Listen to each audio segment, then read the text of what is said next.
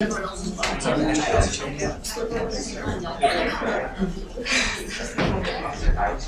everyone, welcome to Frontiers in Sexuality, a joint Lambda and Journal of Law and Gender colloquium. The colloquium will explore issues surrounding relationships and sexualities that are often left out of mainstream discourse, and address questions about how we can mitigate their suppression and exclusion. Tonight's event focuses on polyamory. We're joined by two distinguished speakers, Professor Hadar Aviram and Diana Adams.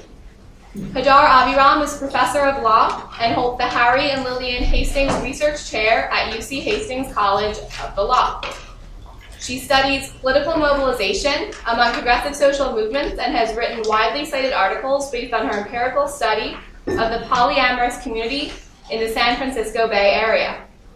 Those articles include The Future of Polyamorous Marriage, Lessons from the Marriage Equality Struggle, which is soon to be published in our very own Journal of Law and Gender. Diana Adams speaks nationally about legal alternatives to marriage and the future of family law. She's on the advisory council for the Woodhill Freedom Foundation, advocating for sexual freedom to be recognized as a human right, and is involved with the Alternatives to Marriage Project, advocating for the legal rights of people who are unmarried. Her work has been noted in the New York Times, Washington Post, The Atlantic, and New York Magazine. In addition, she runs her own solo practice boutique law firm, which focuses on both traditional and non-traditional family law. Before I turn the event over to our speakers, we're going to screen a few clips depicting media representations of polyamory. The first one is an introduction to a student documentary, and then the second two will be from Showtime's Polyamory. So let's get started. Love. Ever since birth, I've been constantly surrounded by it. In the songs I hear on the radio,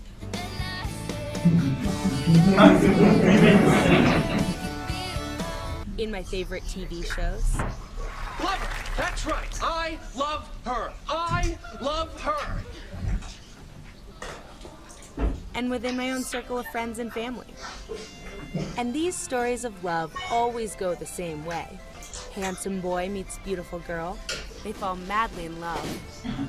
Get married. Have children. A dog. A white picket fence. And of course, they live the rest of their lives happily ever after. Until death do they part. But what about people who do not follow this standard narrative? What about those who love two people? Or three? Who refuse to be confined by society's narrow idea of love? Who have found that entering relationships with fluidity of love and intimacy is far more true to themselves than the monogamous paradigm has ever permitted? I traveled throughout the country to meet individuals who have started to challenge the idea that there is one right way to love and have begun to practice polyamory. Now we're just going to show a couple of clips from Showtime's Polyamory, just for people who really can have no conception of what this would actually look like in real life, which is probably many of you and most of us.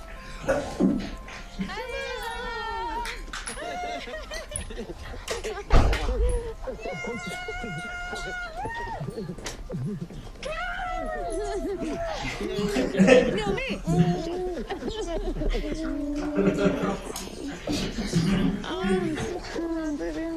Wifey's home. Do you want wine or water? Or kisses?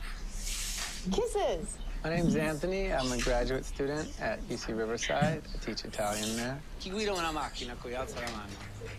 Bravo! And I'm married to Lindsay. We've been together for 10 years and married for almost 5. Look at our house. It's still here. It's so clean. Guess who did that? You? I did a little bit. Hi, I'm Vanessa. I'm a writer. I'm a graduate student at USC. I'm in love with Anthony and Lindsay, and we are in a polyamorous triad together. I'm their girlfriend.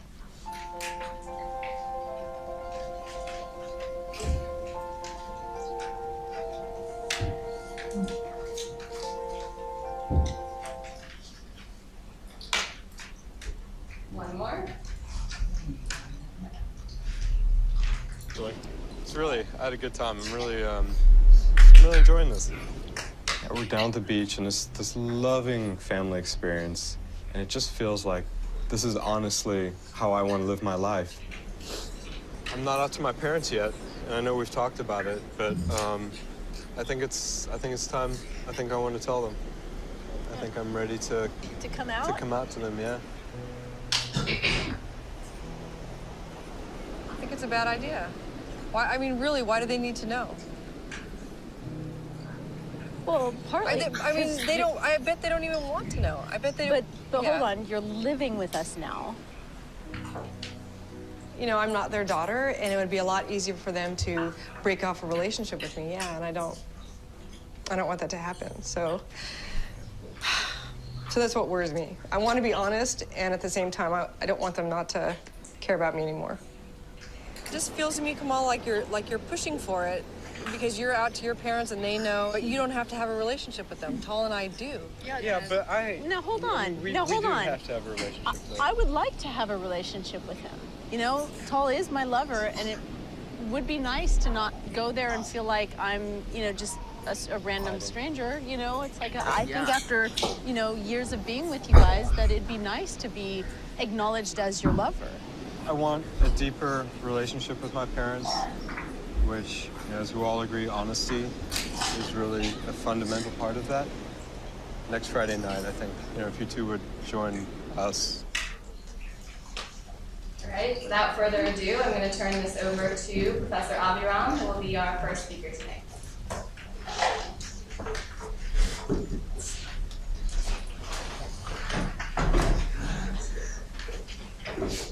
Hi, everybody. Good evening. Can you hear me in the back? I have opera diva issues. I project without microphone, so we'll try that. If it doesn't work, then there's a mic somewhere.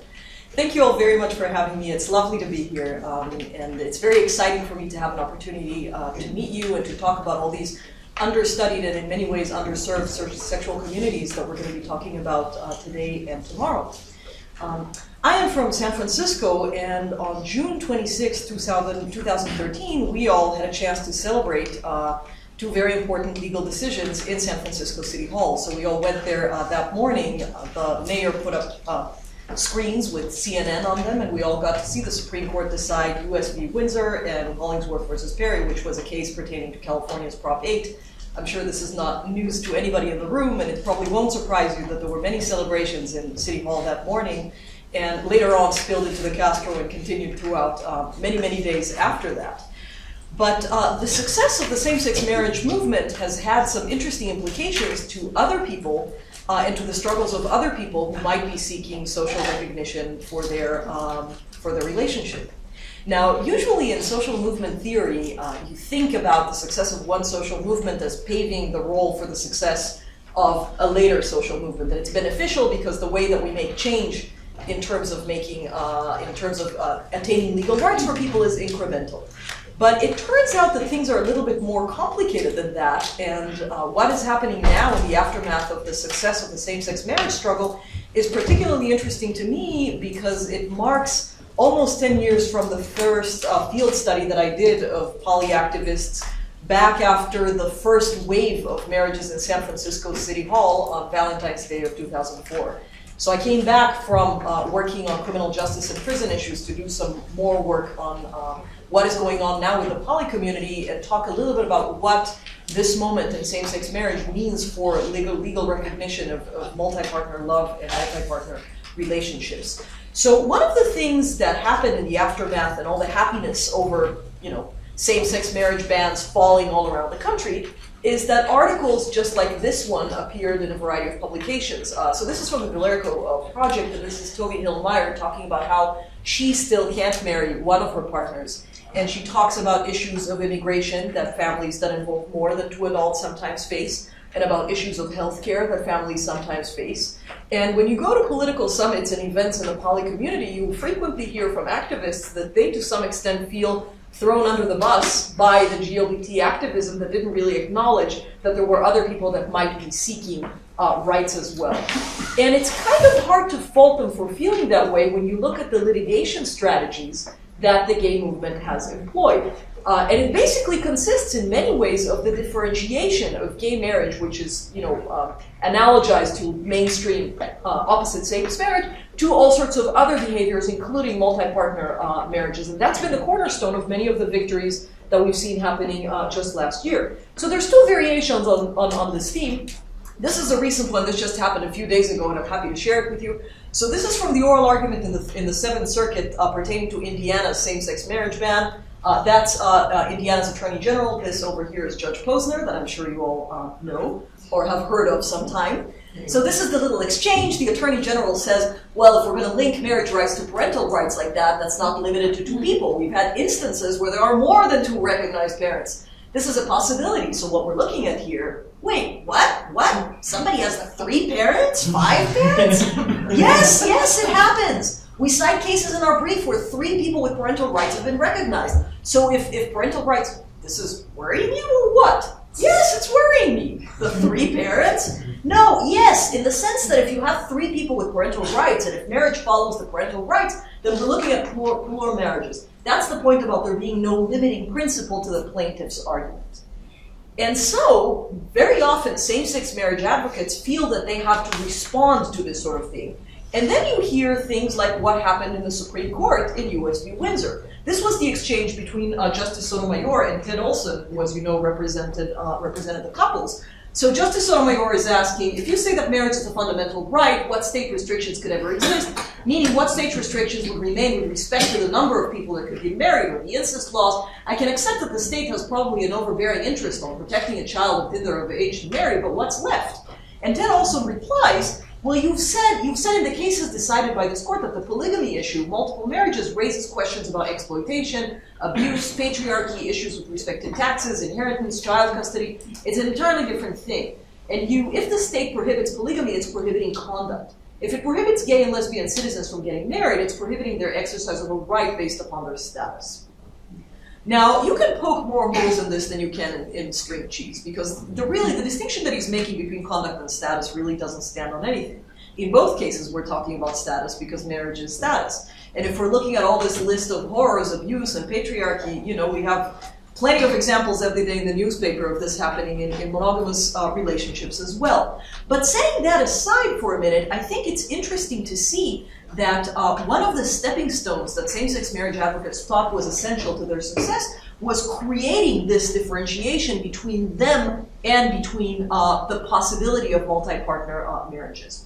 So one of the major things that I want to convey in today's talk is that this idea of a social movement spillover, of the gains of one social movement moving on to the next one, are actually a little bit more complicated, and it actually encompasses a contrast between 2 opposed trends. So on one hand, if somebody succeeds, they open the door to incremental reform and to other people succeeding, but on the other hand, they can close the door by differentiation created by the defense from slippery slope arguments. And that's essentially what I want to talk about today, both about the new possibilities that poly activists have and about the constraints and all the interesting ways in which the legal strategies that same-sex marriage activists have sought makes it an interesting, I should say, and sometimes challenging task to think about legal recognition of multi-partner marriages.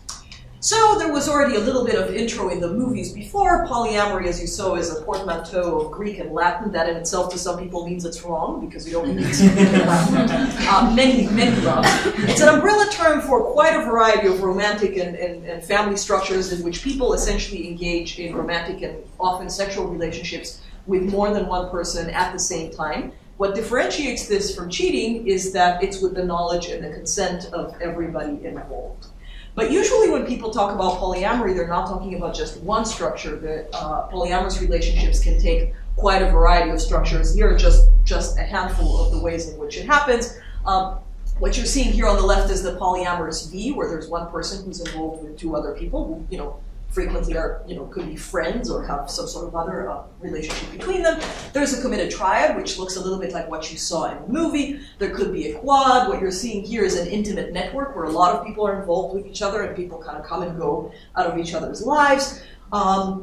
It's estimated by some people, and these things are very hard to estimate. You can imagine that at least 5% of all marriages in the United States are to some degree non-monogamous. you know, a don't ask, don't tell component, or, you know, we have fun with a friend in bed every week, or, you know, we go to sex parties together. There's some variation of this or other, but a much smaller population among that are the people that openly identify as being in an ethically open relationship.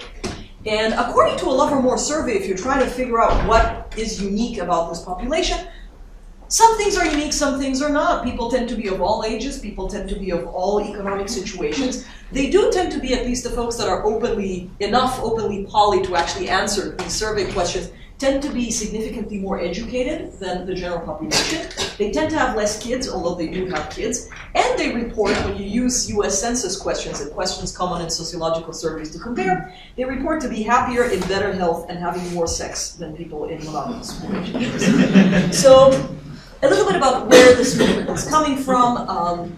Some of the roots of non-monogamy are, you know, go as far as, you know, intellectual life in the 30s in Paris and the Bloomsbury, you know, groups and the like. But in the United States, for the most part, when people have to sort of trace their historical heritage, they go to the 60s. They go to the free love movement, they go to the communes, they go to that era. Many people, when you ask them when they got the idea or when they had the notion that this is how they wanted to live their lives, cite literature from the utopianism, sci-fi, fantasy world. A lot of people reference the book Stranger in a Strange Land by Robert Heinlein, which some of you might have read. It's for people reading it today, it's a horrifically sexist and homophobic book, but at the time it was considered to be extremely revolutionary, and lots of people cite it as a huge cornerstone in their romantic and sexual education. And there's also a great degree of identification with the queer community, with particular affinity for the bisexual community. At least in San Francisco, the polyamorous contingent and the bisexual contingent usually march together and share trucks in gay pride. There's also a huge commitment in this community to feminism and to anti-patriarchy, and this puts people at odds and sometimes complicates things for them when they have to differentiate themselves from religious and tradition-based polygamists, such as, for example, Mormon polygamists or Muslim polygamists.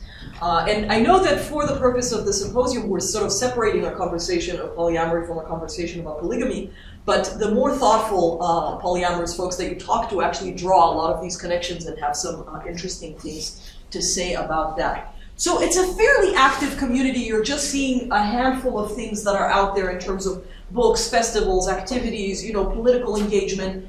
People are very lively, at least in the Bay Area, but I know that on the East Coast as well, it's a fairly vibrant community. And when you talk to people, they tend to be very politically sophisticated, and they have very deep engagement with issues of, you know, what to do politically, what to do legally with our relationships. When I started interviewing polyactivists in the Bay Area in 2005, what I found in my fieldwork was that overall, despite being very thoughtful and very sophisticated people, there was almost wall-to-wall disinclination to pursue any sort of legal measure or any sort of legal recognition for their relationships. And when I tried to pry and see why that was, I came to realize that there were three basic schemas that helped people make sense of how they did things. So the first thing was what we call the instrumental schema. When you talk to people that have been in poly relationships for 20, 30 years, they will have usually used a variety of private law instruments like powers of attorney, wills, contracts, to mimic some of what they would get if there was public legal recognition of the relationships. So I came across people who had wills, I came across people who had power of attorney documents with regard to taking kids from school, and I came across people who came up with all sorts of creative ways to resolve zoning issues in house ownership. All of which was done, again, using private law instruments because there's no public legal recognition. There's also the fact that a lot of people think that the arrangements are superfluous. They don't really need them. Many people in the community, could be argued most, but I don't have numbers for this, actually live their lives in a way that their public face is that of a couple. So there's a couple that shares a household, just like a monogamous couple. But you would also have deep relationships with people that you don't share a household with and you don't share finances with, which makes any sort of arrangement basically unnecessary because most of how you live your kind of like life on paper is lived with only one person. And finally, there's all this concern about future implications. Am I going to owe people? What's going to happen if we break up? The sort of concerns that you always have when you're in a relationship. I want to point this out in particularly because one of the interesting things is that all of these arrangements that people have come up with are not unlike things that gay and lesbian couples have been doing for many, many years, since the 70s, to make sure that their relationships run on a smooth legal course, or as much as possible, without marriage being there. The other schema of reasons that people brought up for why they didn't want to seek legal recognition was political. At the time, and I'm talking interviews that came in the heels of the first wave of same-sex marriage in San Francisco, people said, well, we need to let our gay and lesbian brothers and sisters have their moment in the sun. We need to first get these people these rights. The public is poised to be more sympathetic to them, of course, than to us, and things need to be done incrementally. And there were also a lot of debates within the community about whether marriage was at all a goal that they wanted to pursue. There's a lot of divisiveness within the community. And part of it is the sort of thing that you see in the gay community as well. Do we want to be mainstream? Do we want to be digested into the legal order? Or do we want to kind of defy categories and be fluid? One of the interesting issues that comes up in particular with the people that I interviewed is that there is a certain overlap. It's not a complete overlap between folks from the poly community and folks from the BDSM and kink community. And that raises a lot of issues of how vanilla do we have to be palatable to the mainstream if we want to seek rights.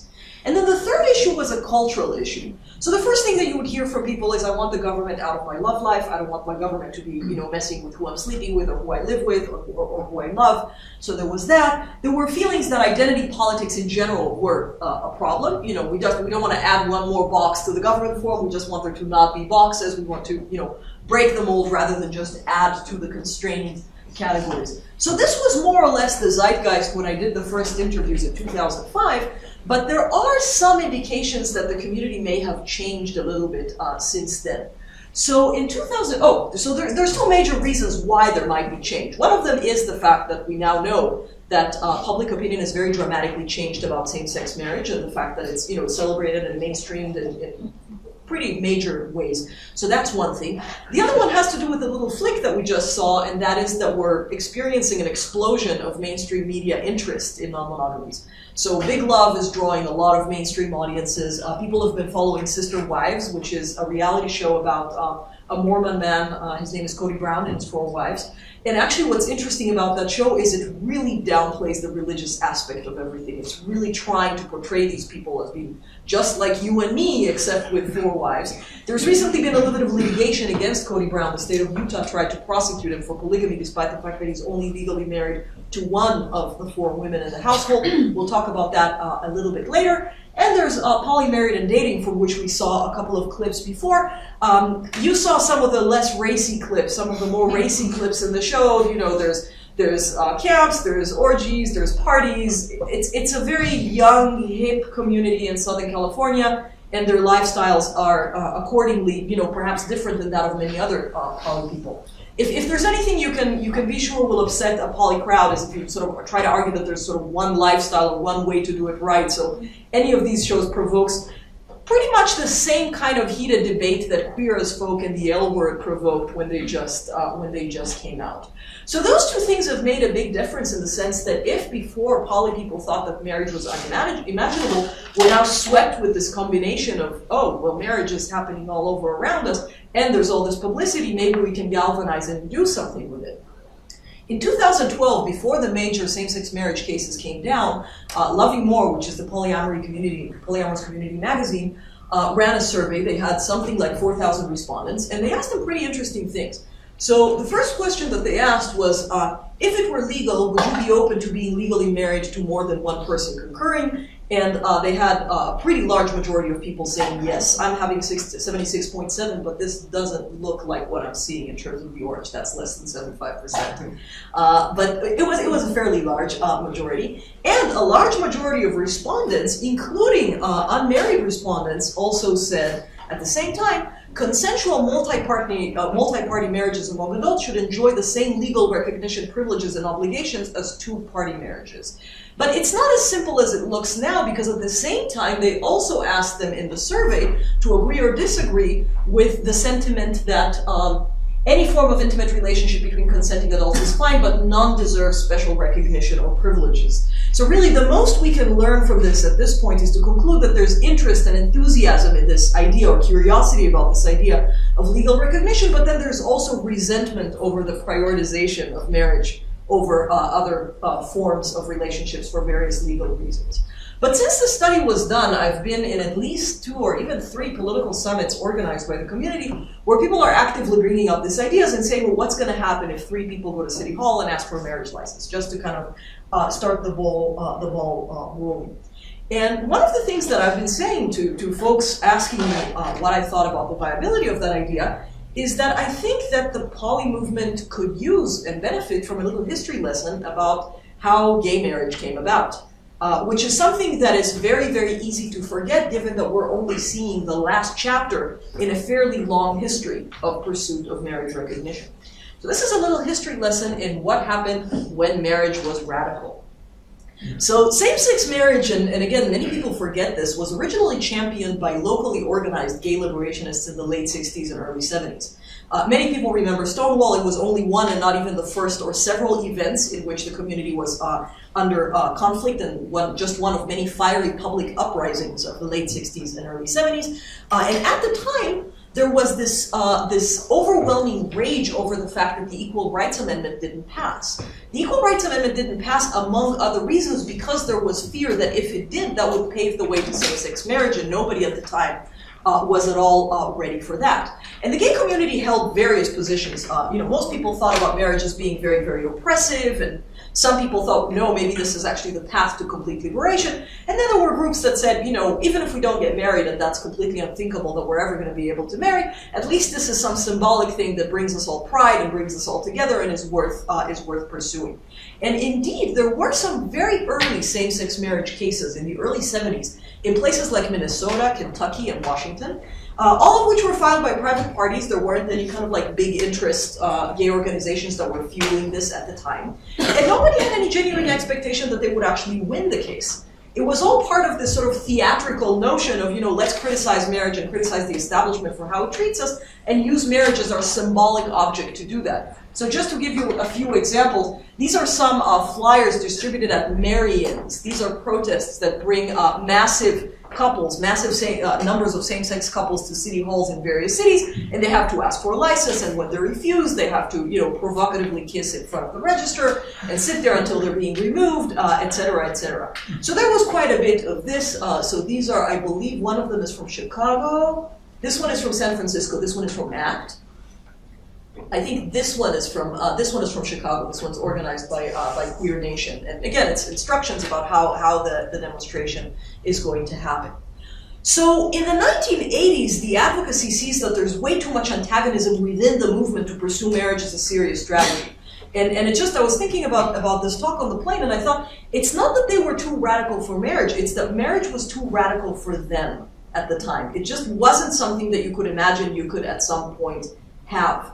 And therefore, what usually you would do is you would follow an agenda that was a little bit tamer, developed by attorneys from the National Gay Rights Advocates, which was one of the major or first organizations at the time. It disbanded in 1993. And they put together a roundtable that talked about what the litigation strategy would focus on, and they said, here's what's important: anti-discrimination, no discrimination at work, AIDS advocacy, we're talking about the 80s, this was hugely important. This, by the time, if any of you have seen the Tom Hanks movie Philadelphia, that's the historical moment when that is the major face of litigation in the gay community, and legal recognition in other aspects, such as, for example, child custody. And you also have to keep in mind that this is the decade in which Bowers versus Hardwick is decided. So these people are really facing an uphill battle at the time, and they're scaling back what they want to do. Now, while all of this is going on, there's still kind of like rogue marriage cases popping up here and there, and for the most part losing. So imagine everybody's, shock and surprise when the Hawaii state case, Bear, suddenly succeeds, at least as far as the Hawaii Supreme Court in the early 90s. And everybody's kind of, stunned by this, as this is really the case that ushers the new, thread of trying to seek marriage. So here are the two conclusions from the little historical tour, and they're self-contradictory. One of them is that there are many strong similarities between what the gay community looked like in the 1970s and what the poly community looks like now. In terms of the internal turmoil about, mainstream versus radicalism, in terms of the unthinkability of marriage, all sorts of things like that that are actually similar. But there's also a very big difference. And the big difference is that the poly movement is now searching for its path in the shadow of all of this stuff that has already happened. All of this is already in the world, the history of gay liberation, same-sex marriage, and this means that we can probably learn more about legal arguments which we should adopt and which we should avoid from basically looking at what people have done before. So here are some thoughts about how, a blueprint for poly litigation would look like in light of what happened in same-sex marriage. So I want to first talk about legal arguments to adopt. So here are some of the arguments that were made in some of the cases. So the Bear case was a case that went on equal protection based on sex. I'll talk about due process at the end of the day. And the idea was, I'm being discriminated against because I'm a woman. If I were a man, I could marry this woman. That is essentially the argument. And we all know, because we all, I'm assuming, took or are taking con law, that the advantage of this is that sex is a recognized suspect class. So this is actually a fairly easy thing to do. The problem with this is that this is a pretty reductionist argument in nature, especially given the fact that many people now critique this idea of essentialist gender ideas. And this is especially problematic when you're talking about poly activists trying to make a buck off of this type of argument. Because here's the thing. You can say, oh, we don't have any sort of discrimination based on sex. In an era of recognition of same-sex marriage, you can marry a woman and you can marry a man. You just can't do both of them at once. And this is something that might not be as easy to argue, therefore, in the context of polys.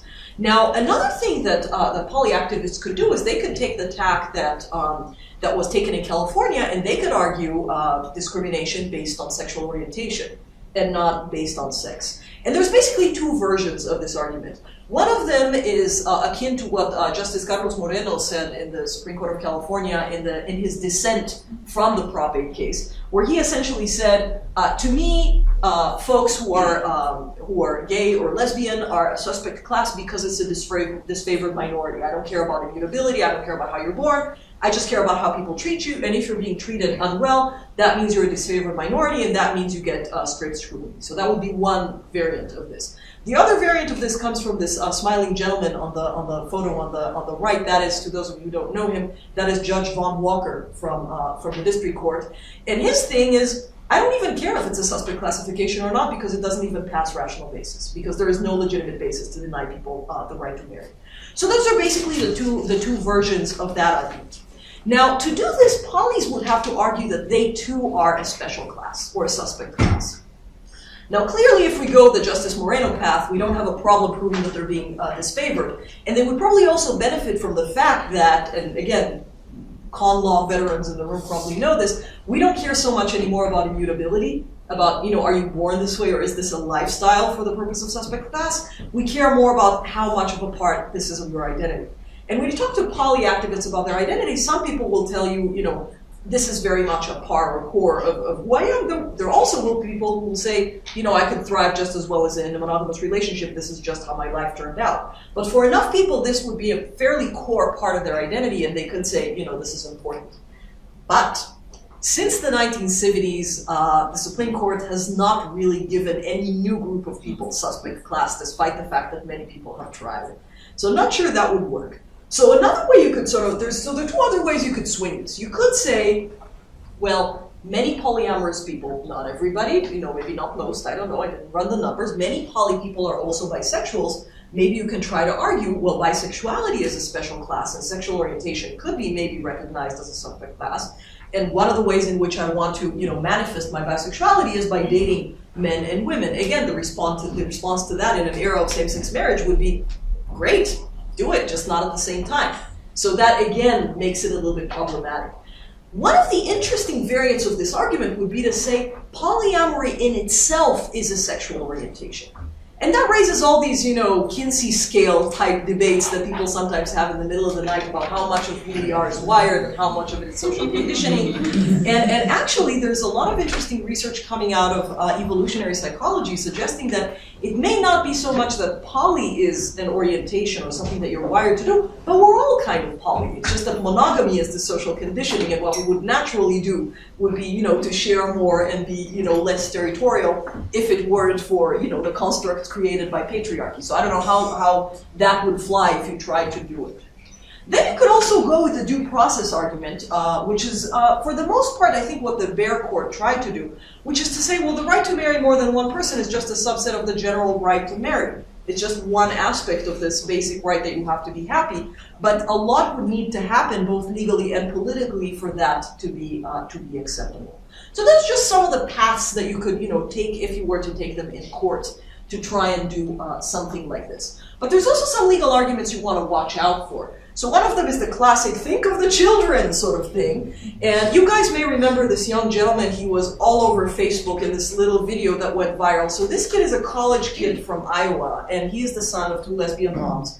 And there's this video in which he's lecturing at the legislature and telling them, well, this has had zero impact on who I am. I was seeing this and I'm thinking, no, it made you a tolerant and, and brave person. So it actually did have a very positive impact on who you are. But you would have to say all of this stuff that Ted Olson was trying to tell Justice Sotomayor, that's not true. This is not an invitation for child abuse. This is not an invitation for child neglect. If anything, it's an invitation for more adult supervision over children. We don't have a ton of research on poly kids, but we do have some pioneering work from my colleague Elizabeth Sheff, who wrote a book called The Polyamorous Next Door, in which she actually looks at families with children, and she's not finding a big difference between these kids and kids in other multi-adult situations. Complicated relationships, serial monogamies, people that divorced and remarried. There's lots of situations that lend kids in complicated families, and in some ways they fare better, and in some ways they fare worse, and every family is different. Also, if we're raising concerns, and this is kind of an ugly argument, so I would be fairly disinclined to pursue this. If we have concerns about single parenting, which are frequently brought up, you could say, more than two parents is going in the desired direction, rather than dumping all the responsibility on one person. But of course, if you're doing that, you're doing to single moms the same thing that the gay and lesbian activists did to the polys, which is you're basically distinguishing yourself from somebody else, and got to think about that as well. There's something else going on, and that's preserving state resources. When we look at what gay marriage looked like the morning after Windsor and the morning after Hollingsworth, nothing in the world really had to change very dramatically. A bunch of state offices had to change the names and the forms from husband and wife to spouse and spouse, but really you didn't have to do anything else. It's hardly a very radical move in terms of the logistics. However, if you're trying to create multi-partner marriages, you're going to have to deal with a bunch of interesting issues. So here's just a handful of things that can come up. First of all, there's tax law stuff. As you know, federal law requires married couples to file jointly. And I can geek out for about 5 minutes about tax law, but don't worry, I'm not going to do it. What I do want to say is that this is not necessarily a good thing or a bad thing. It really differs depending on how much money people make, whether it's worthwhile for them to file singly or jointly. It's a purely economic advantageous decision if you had the choice whether to marry or not, if you were to make this sort of decision only based on your tax preferences and what the tax consequences are. But here are just a few things. So first of all, there are a few things that a poly family can do right now to sort of file as a household. If some of the members of the family are working and some are not, they could potentially claim the adults living in the household as dependents. This is something that you actually can do based on modern tax law. I don't know, and maybe you can tell me how many people actually seek tax advice and financial advice and figure out how to optimize the way that they do their taxes to make this happen. But what you would want to do is you would want to do one of several things. Either you go to the legislature and you say, let's create brackets, the same way that essentially filing jointly multiplies the brackets for filing singly for tax purposes. Let's just make it 3 or 4, depending on how many people are involved in the relationship. And then the question is how you actually write the brackets into the tax laws, and thankfully that's not my area of expertise, but that of people who enjoy this sort of thing. But another thing you could do, which could be much simpler, is to join millions of people who are arguing that the marriage election box should just be eliminated from the tax form anyway.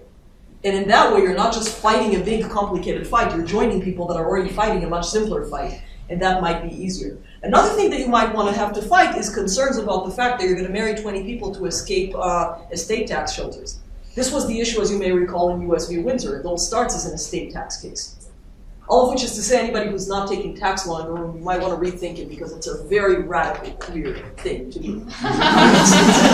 Lots of interesting things to look at. Another thing that comes up is the question of health, and that comes up in two contexts: health care or health insurance, and hospital visits. In terms of health insurance, usually what happens with kids is that the kids follow the parents anyway, regardless of the parents' marital status. So that would probably not be an issue in any way. But as far as claiming each other, this is actually a work benefit that you get from your employer. Of course, Obamacare makes a lot of this a little bit simpler and in some ways more complicated. But one thing that an employer could say, and I think that would actually make a lot of sense, is, dude, pick one. I'm not going to pay for your 6 partners. And I think that's a fairly sensible thing to do, to allow people to pick who they want to be their beneficiary for the purpose of health insurance. Then there's the whole hospital visits thing, which is a lot more chaotic because even non-multi-partner families face difficulties. Just thinking of Terry Schiavo, it was a lot of nightmares, I'm sure, for all of us. In some areas of the country, like in San Francisco, there's actually a recognized category of a concerned friend, which evolved during the AIDS epidemic when families basically discarded their loved ones and ignored them, and it was their lovers and friends that came and advocated for them at the hospital. So that was important. And the third one in this category is immigration. Now, I don't know how many people in the room, maybe I'm the only person in the room who's not a US citizen, but if that's not the case, I'm actually applying for, I just submitted my N400 form 2 weeks ago, and one of the questions I was asked is, am I coming to the US to practice polygamy? Among, overthrowing the government and being a communist and all that stuff. This is a major concern, okay? So immigration law specifically specifies, which is interesting, polygamous for historical custom or religious practice reasons. So this sort of situation is not on their radar at all. But I suspect that part of the problem is going to be whether you're going to say to Homeland Security, which is not the agency I would like to have this conversation with, let everybody come in, or if you're kind of entrusting them with the ability to distinguish the good feminist polys from the bad, scary, patriarchal polys. And I'm not sure that Homeland Security is really the institution that I want to trust this kind of value judgment to. So that's as far as the legal stuff. Let me just briefly talk about some of the extra legal things that are happening. So one of the big strengths of marriage is that it galvanizes activists. It's an inspiring thing to seek. It's something that's very exciting. Even if it's not something that you really enjoy, marriage has a really big symbolic power. And even people who have, for example, rifts in their families, and my research in 2005 revealed people whose kids disowned them, people whose friends disowned them, people who could no longer go to church, the stamp of approval that says this is a marriage, this relationship is legally recognized, can actually do quite a bit for you in terms of social recognition. So that's important. But there is a big challenge to watch for: backlash.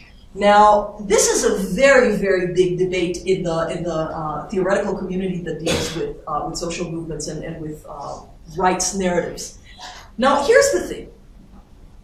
We all know what happened to the gay community in Prop 8 and how there were backlashes and counter backlashes. Here would be kind of like a forelash, even for, going ahead before the movement actually makes headway. But this is interesting. As we all know, one of the major things that came up a lot in the pro-same-sex marriage arguments is we're not really threatening anything. It's not taking anything from your straight relationship. We're not threatening you. Why do you care if, if two gay people get married? You're straight, It's not, unless you're, very religious and this, bothers you and keeps you awake at night, what's the big deal? The question of being with more than one person strikes at the core of pretty much anybody that experiences loves, relationships, family commitment. Everybody's concerned about fidelity. Everybody's concerned about being abandoned. Everybody's concerned about whether their family is going to last. People don't like uncertainty. We're kind of risk averse by nature. So this is something that might be more difficult to get people to kind of digest and get over than the fact that two people that have nothing to do with you are also married, because this opens the possibility that a lot of times that you look to the side and a lot of times that your partner look to the side could actually, open some honest conversations that people might not want to have. The other thing is that the backlash is not just faced from the outside, but also from the gay community itself. The Advocate actually did a study and found an overwhelming majority of gay people against group marriage, saying, we don't want to have it, we don't want to include it as a possibility. So actually the people who were supported by poly activists when they were seeking their own rights are, to some extent, because of this, feeling a little bit thrown under the bus.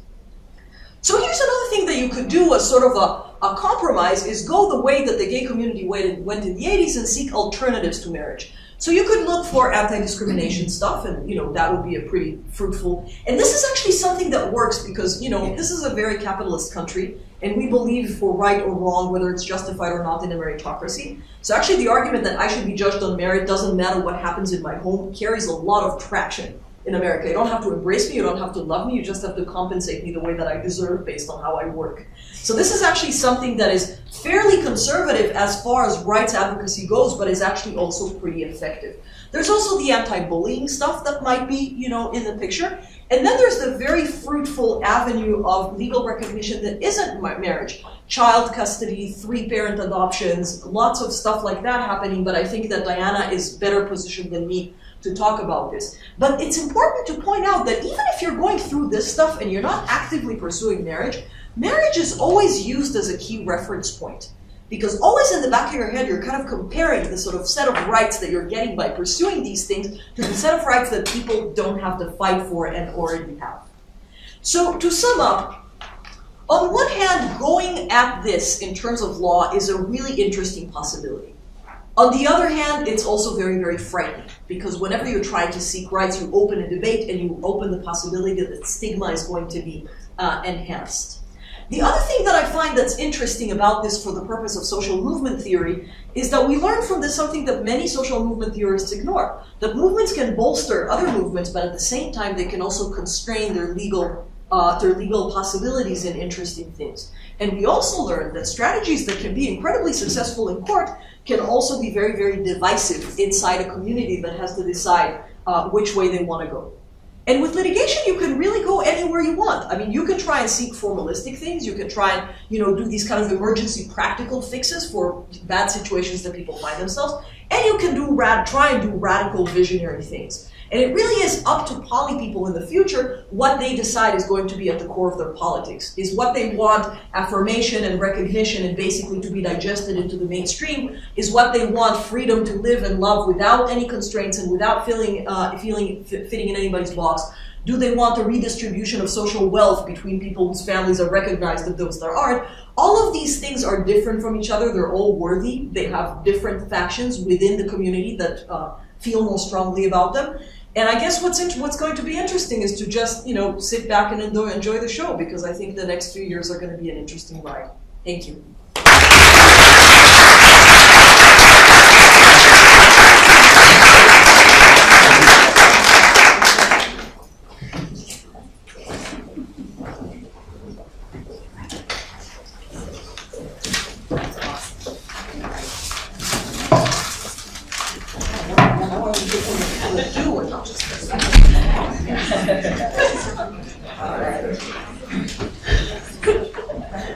Okay, hello everyone. I'm so delighted to be here. And I'm delighted for many reasons, partly because Hadar and I have never met before, and I hope and expect this will be not the last time. We're going to be BFFs forever. Right. We're going to be rabble-rousing about polyamory for a long time, I think. I'm absolutely delighted to be here. I have been an activist in legal issues of polyamory for 7 or 8 years now. And when I started talking about these issues, it was incredibly fringe and radical, and I did most of my talks barefoot before poly and hippie groups. I have not gotten more radical or mainstream. I've pretty much stayed the same, and the world has shifted toward where we're at. And that's really exciting.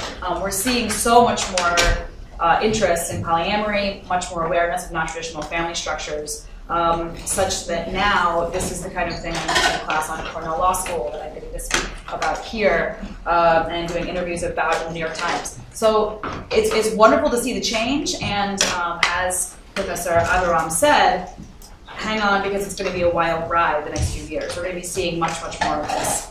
So I am an out polyamorous person, and if you Google polyamory, in fact, a picture of me is usually one of the top hits. And I'm out as bisexual and queer. And I'll get into a little bit more of my own experiences with gay media and with some of the debates around shows like Polyamory, Married and Dating in a bit. But I want to speak first about my legal work. I have a boutique firm in New York City representing people with non-traditional family structures, such as polyamory or platonic co-parenting, as well as people who are in the LGBTQ community. And I work with a nationwide group of experts and advocates who work with those communities in each state. So it's fascinating to see the patchwork that we're seeing, as well as the incredible regional difference. There's an incredibly different experience for you if you're in any kind of non-traditional family structure in the Bay Area, anywhere in California, in New York City, versus in many parts of the country. And so even in my own cases in New York State, the further north I get, the less likely I am to win. I can actually, by zip code, give a prognosis. And in a lot of the work that I do, I help people set up families with intention. I sort of do that national advocacy work, work with the community as a whole, and engage in these academic conversations, but then I work with individual families to support them. Primarily in New York State, I help them decide, how are we going to set all this up? How are we going to share finances, if at all? How are we going to buy a house together, co-parent children? Should two of you get legally married? And try to do that with as much intention and legal stability as possible. And I also get involved nationwide when people who are polyamorous or have their alternative sexuality have that used against them in child custody cases, which is something I'll get into a bit. And in those cases, as I mentioned, I can give a prognosis based on zip code generally, unfortunately. So I want to talk about just a few things, and then we can get into any other conversation you're interested in the questions. I want to talk about how to provide legal support for these families for whom the law has not yet caught up and provided structure. And I want to talk about co-parenting as the three-parent adoptions that we just heard about from Professor Abraham. Some of those child custody challenges and how I manage them, and then some of the experiences I've had with media and polyamory. So to start out, with the legal support for polyamorous families, I see polyamory as just one form of non-traditional family structure. And by non-traditional, I mean any family structure that is not a romantic couple with a child. Anything that's not a nuclear family. And the nuclear family is moving more and more toward the minority. We're seeing many more single-parent families. We're seeing many more families that are blended with different generations, groups of friends living together. And in fact, I have a different definition of family than a romantic couple or nuclear family, which could be people in a committed relationship, providing caretaking for infants or the elderly, committing to economic support and financial dependency, sharing resources and love, and building a life together of mutual support. So I work with many people who consider themselves to be a family, but perhaps people for whom marriage is not appropriate, such as non-romantic committed partnerships, such as between two best friends, two single mothers, two sisters, a gay man and a female friend who wish to co-parent and share family life. That last arrangement, a gay man co-parenting with a female friend platonically, is actually dramatically on the rise because surrogacy costs about $100,000. So the number of gay men who want to be biological fathers, who can afford surrogacy, is pretty small. And there are many other gay dads who would like to be a father biologically, and they're turning to platonic co-parenting. And so I think that those movements are very much aligned, and polyamory is just one choice amongst these quadrants. So polyamorous triads or quads of 3 or 4 people are also on the list of people for whom marriage may not be appropriate. And then there are other partnerships that we're seeing of 3 or more people who are not necessarily romantic relationships, such as a sperm donor and a lesbian couple who choose to form a family together and decide that in fact he won't be in that traditional sperm donor role, he'll actually be a dad. And so I do a lot of conversations with families trying to decide, is this person going to be a sperm donor or a dad? Because legally and for the child's sake, you really need to make a clear, decisive decision. And so I'll work on 3-person co-parenting between people who may not all be in a romantic relationship. We also see more situations of 2 couples choosing to create a home and co-parent together. And in fact, I live in a family unit, which is my long-term female best friend, who's like a sister to me, and my male partner, with whom I'm in a polyamorous relationship.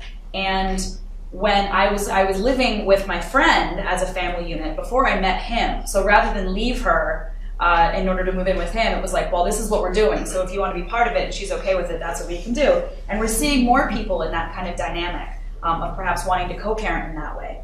And that way, if she has a child, she won't be a single parent. So we're seeing more and more of these kinds of arrangements. And so it's a challenge to cobble together the legal support for people who want to do any of these kinds of arrangements. Because there isn't a category, there isn't a box to check, there isn't some way that you file taxes together easily, there isn't some way that you co-parent together easily. So to turn to polyamorous families specifically, as Professor Alvarado mentioned, there are many configurations. There's no one standard structure. So even when providing for polyamorous families, I can't just do the polyamory family template. We need to always work with people to figure out the intentions of each party and the intention of the family unit, because by nature, one of the principles of polyamory for many people is that you're creating your own relationship structure. You're not taking an assumption about what a marriage or what a relationship or what a romantic unit needs to look like, and you're not taking those rules as a given. You're sort of exploding all the rules and starting from what are my needs, what are your needs, what do we want to create here. So the two most common family structures that I see are a primary couple who have an open relationship, who may or may not be legally married, are often the only two people who are sharing finances together, and they may not be out as polyamorous. Nobody in their family may know. They may publicly present as a happy hetero couple or a happy same-sex couple and be very much pair bonded. Some people consider that a primary relationship that is, this is what comes first. Other people consider it not necessarily lesser or greater than other relationships, but some people call that a nesting partner. This is the person I've chosen to do family home life with.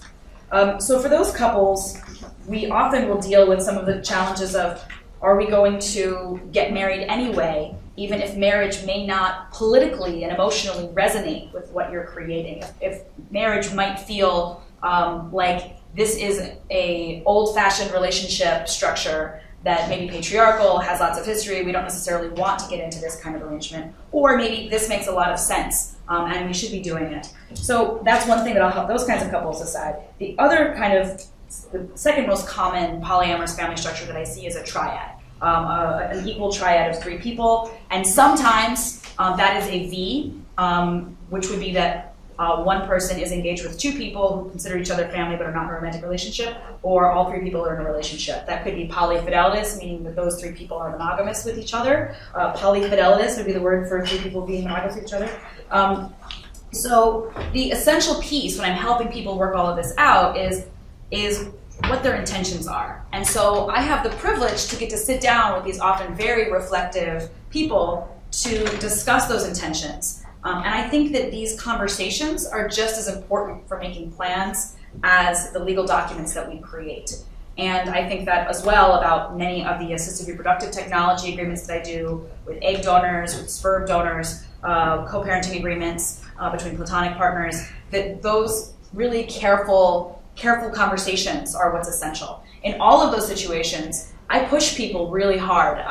I have reflection questionnaires about all the difficult possible things that could happen that I send everybody home with as homework, and have them come in and talk about what's going to happen if she loses her job. What if the child is disabled? What if she cheats on you? Do you still want this non-biological third person to be able to have parenting rights? And are you still okay with the fact that she's not chipping in on the house that you're buying? Really talking through all the possible negative things that could happen. And I do that partly because I want to keep people, especially if there are going to be children involved, from ending up in some sort of disaster for this specific family. And I also want to have them as positive role models. I don't want to send people doing co-parenting as disasters or sperm donor agreements as a disaster, as this is a formative area of law. So I'm very careful about the people I select to work with on that. So this is really a role of attorney as counselor, helping them analyze situations, giving advice on how to support their intentions legally, and raising potential challenges to talk through with them. And I really find it deeply fulfilling. So with the primary couple, as I mentioned, we'll often be discussing whether or not to get married. And for some people, as Professor Agarwal mentioned, marriage may be mostly a financial decision. This could be a decision of what makes more sense in terms of legal issues. If somebody has immigration status needs, how much more expensive would it be to have health insurance as domestic partners? Unfortunately, we're seeing a lack of awareness that even with same-sex marriage, that domestic partnership is a valid option. And so many domestic partnership provisions for health insurance coverage, for instance, of different companies have been taken off the books. So people like me who are registered as domestic partners are losing their health insurance or losing it as a benefit for which you don't have to pay taxable taxes on as a work benefit. So there may be some significant financial decisions there. There may also be the deep emotional decision of whether or not you want to have that kind of marriage to feel publicly acknowledged, culturally acknowledged, be able to tell your children's grandparents that you're married and have your wedding picture on their wall and feel like you're fitting in with that cultural norm. Some people really want that, and they do not want to be out as polyamorous, and that's a deep secret for them. other people are really rejecting that and wanting to do something different. So that's an interesting choice with each couple. For the people who do get legally married, I'll often do a creative prenuptial agreement that acknowledges their non-monogamy, that may have provisions about that specifically. Sometimes if they prefer, I'll do the sort of finances, this is the admissible in court prenup, and then we might do a separate prenup that looks more like a ketubah. I call it an emotional prenup. And we'll talk about what their intentions are for how they want to structure their polyamorous relationship, how they want to negotiate about having children, the kinds of things that you make vows about. And so I think that those kinds of conversations are also incredibly important, and that anybody who's going through that kind of process, I think that can help to create stable families. And I'm hoping that a lot of this reflection about what family means with the same-sex marriage movement, with these non-traditional family structures, is going to be trickling back into the different sex marriage world, to people actually thinking about what am I committing to? What are we actually agreeing to here? I do divorces as well in my practice, and it's really disturbing how many people get married and then are absolutely shocked that this person gets half of their pension. They're absolutely shocked that when their husband went off and racked up $50,000 in credit card debt, that's marital property that they can split. People don't even realize what they're signing on to. It's an incredibly important contract. And my hope is that with this time of greater reflection about what family means, that we'll all be taking more careful steps to think about what we're choosing.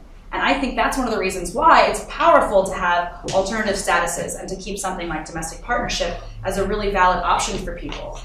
Just, if nothing else, to have people have a moment at the clerk's office to say, wait, what does that one mean versus that one? That would be a lot better in terms of public education than where we're at right now. So with a triad of 3 people, then this presents a whole slew of other complex issues. So then sometimes we'll still see 2 of them getting married, and we'll have conversations about whether it's going to be, what the legal ramifications would be for any 2 of these people to get married.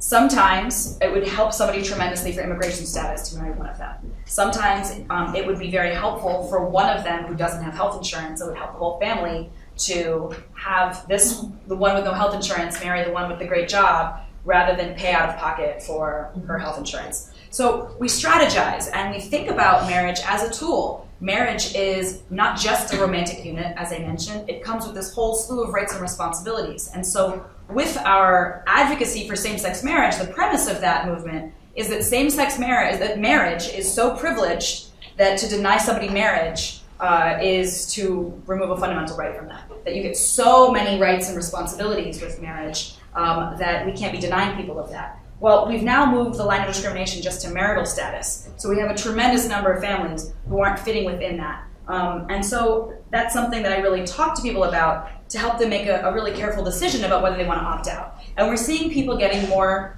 often strategically married so that they can access those benefits. There was so much scandal about, what was her name? There was a Southern Republican female political leader who had a whole big rant about how now that we have same-sex marriage, 2 male friends could get married for benefits. And my thought was, honey, straight people have been doing this for a very long time, right? There's a slippery slope of, well, we've been dating for 3 months and I just lost my job in my apartment. Sure, we'll move in and get married, right? How many of us know somebody who got married for health insurance, right? I mean, people do that. That's something that happens. And so it's one of our choices of having marriage be a status that confers so many benefits. Then people choose based on the benefits. So I think that can make sense of points. So then there are other ways to navigate this. Oh, one other thing I want to mention about marriage.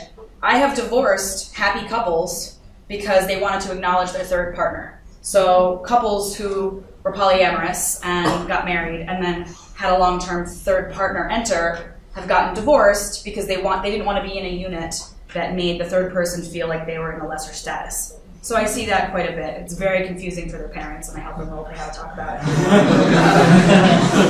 Extraordinarily confusing.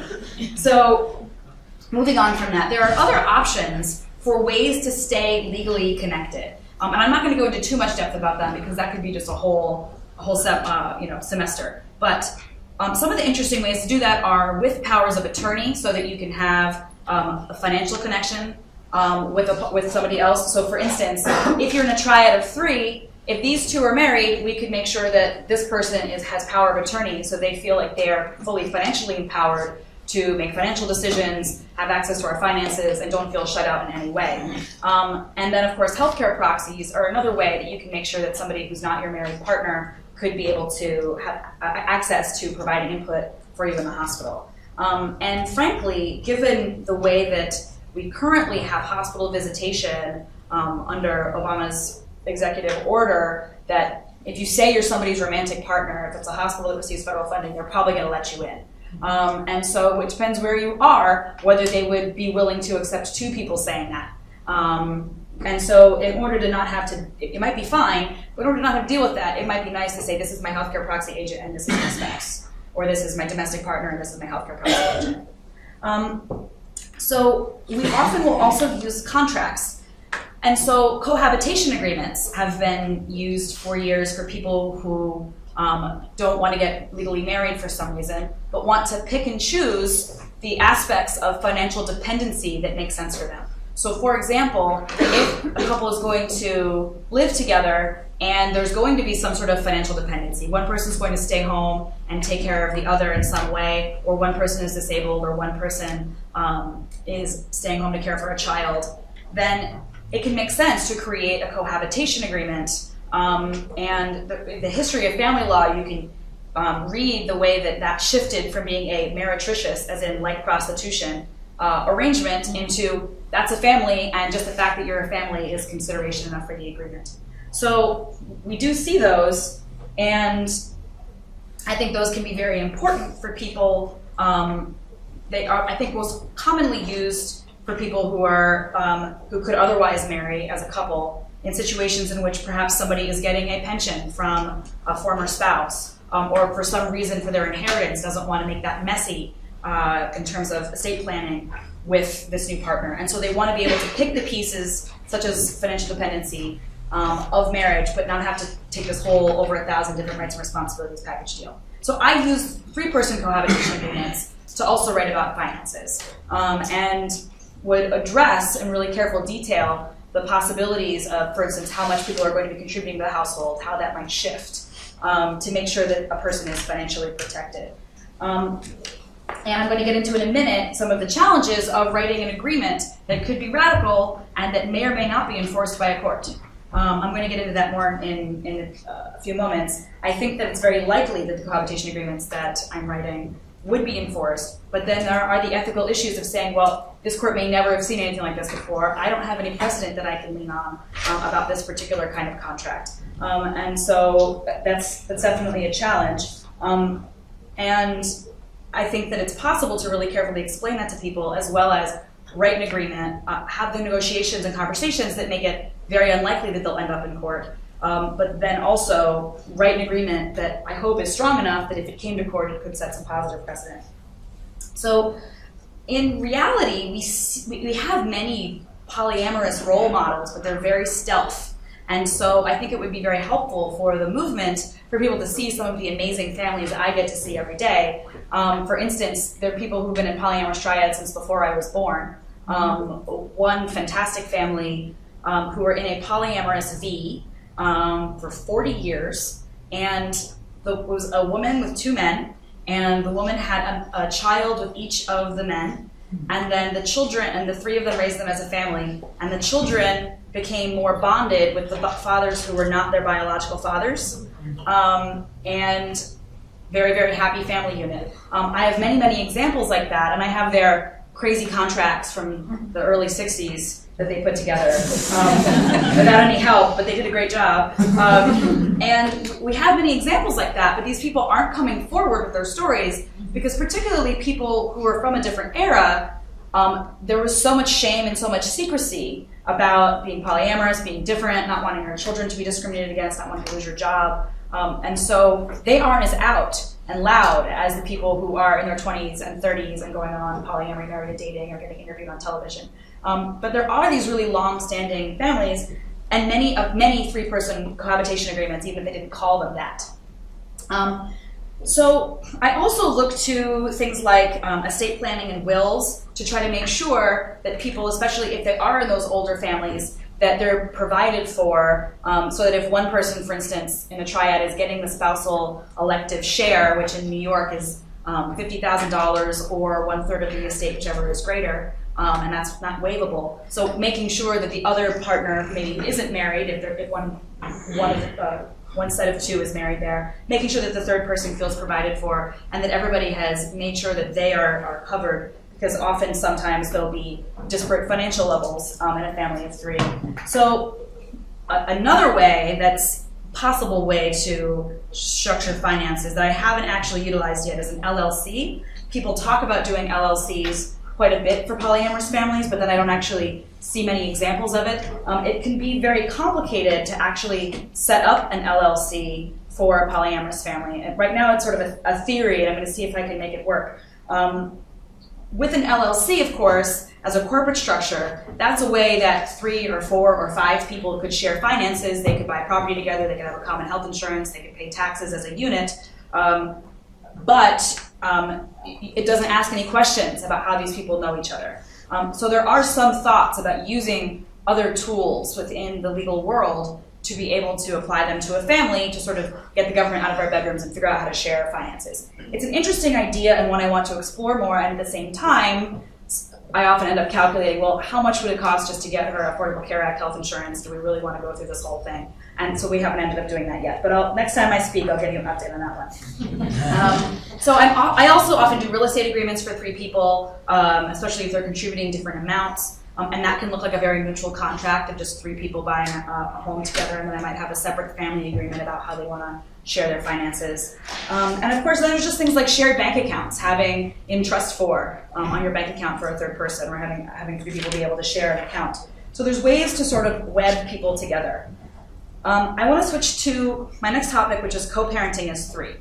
So this is very related for polyamorous triads, as it is to the platonic co-parenting situation of a lesbian couple and a platonic dad. And we're seeing that lesbian couple and dad structure significantly on the rise. This was the subject of a bill last year in California, such that there can be 3 legal parents, and that bill was inspired by a really unfortunate situation in which a lesbian couple had a very involved sperm donor. Lesbian couple dissolved into a domestic violence problem. One ended up in the hospital long term, and one ended up in jail due to a domestic violence dispute. And this child ended up in foster care, even though there was a really involved sperm donor who was biologically connected. And so that situation seemed, and he wanted to have custody of the child, but had no legal official relationship. So that situation helped inspire this bill, and which Professor Agarwal might know more about, being from California. And with that, there has been also a movement of 3-parent adoption, not in the polyamorous context yet, but in the context of lesbian couples with a dad. And so we've seen that in Alaska, we've seen that in California, we've seen that here in Massachusetts.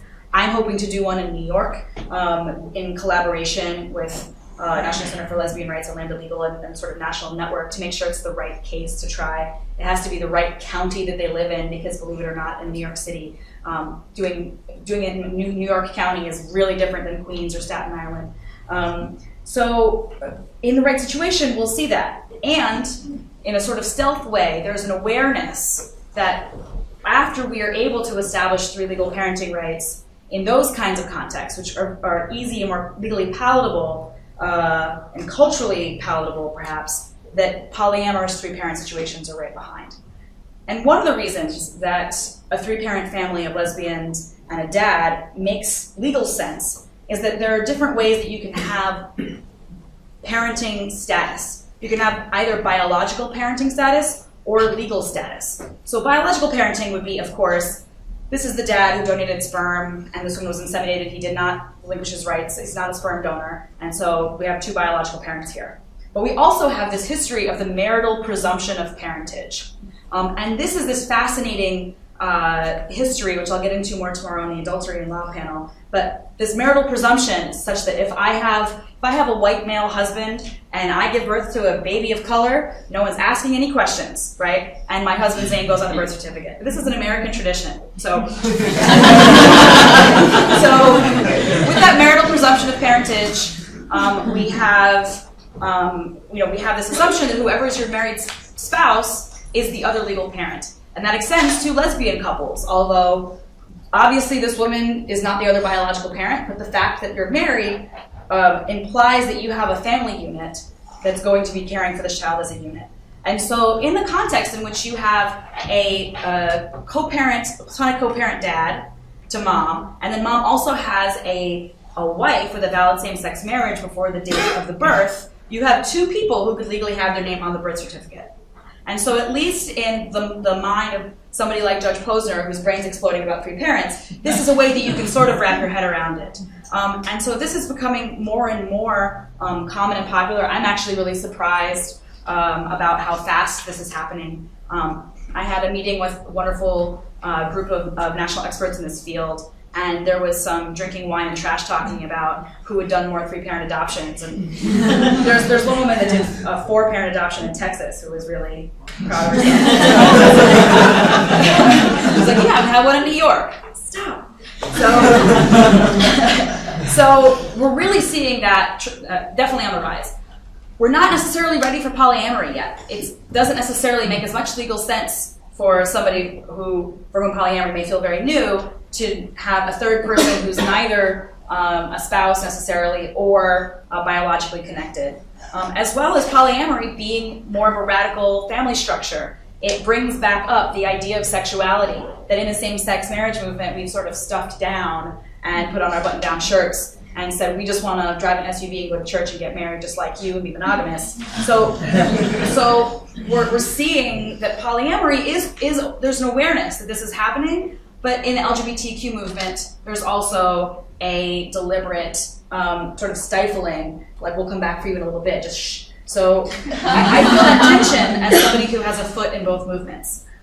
So for the many polyamorous families who come to me now, I'm looking for this perfect lesbian couple and dad. Haven't found them, and yet I have my door beaten down by wonderful polyamorous triads that want to do a three-parent adoption. And I just don't think it's the right time for them yet in terms of larger strategy. So what I do for now is I do three-person co-parenting agreements. And with a three-person co-parenting agreement, I get really clear with them through that process of mediating the agreement about what their intentions are, go through all those difficult possible scenarios. And if they do have a long-standing commitment to this, I will then write an agreement that includes all the factors that other states have included as psychological parent or de facto parent guidelines. I try to, which would be, if this person who doesn't have any legal relationship with the child makes voluntary financial contributions and doesn't ask for any reimbursement, if they are actively involved in parental decision-making, which preschool, which pediatrician, are they getting vaccinated, etc., that the child knows them as a parent, maybe refers to them by a parental name, and that the legal parents consent and hold that other person out as a parent. So there are other places, such as Delaware and Maryland and DC, where they're shaming New York, because New York doesn't acknowledge a psychological de facto parent, but many other places do. And so I try to use these factors to try to acknowledge a third co-parent. I also include the visitation terms if the situation breaks down. And this is the ethical issue that I was mentioning, that I have to be really clear with clients that we don't know whether this would be enforced. The standard in New York for if there's a sperm donor agreement, if there's a co-parenting agreement, if there's a child in New York, it's not just contract law. The standard is the best interest of the child.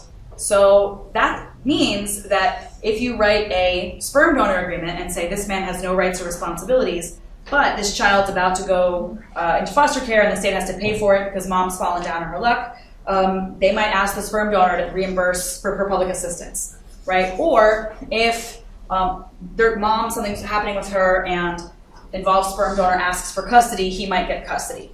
So this is scary for people because we don't have legal certainty, and these issues are handled differently in every state, in every country, all over the place. We have a very mobile society of people spending part of their time in Philly and New York and in Massachusetts, and their legal parenting status can be shifting as they're just on a day road trip.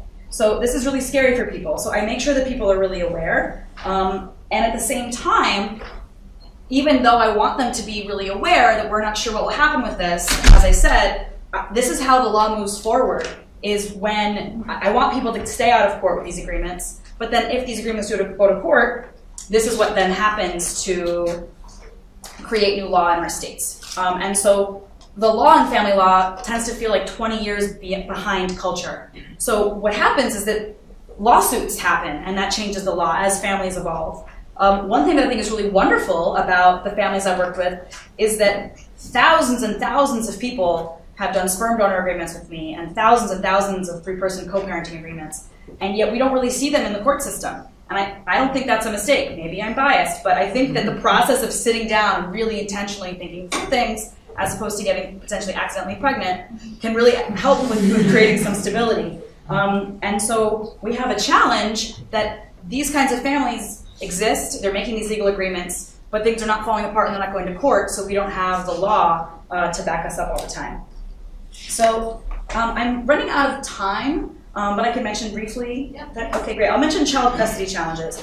So I work nationwide consulting on cases in which a parent is being shamed in a child custody case for being kinky in an open relationship, a single mom who actively dates, a dad who goes to see a dominatrix periodically. And what happens is that sometimes it's a grandparent, but usually it's the other parent. One parent leaves the family unit, and the other parent says, "You ruined my life, I'm going to ruin yours," and then says she's a sex addict.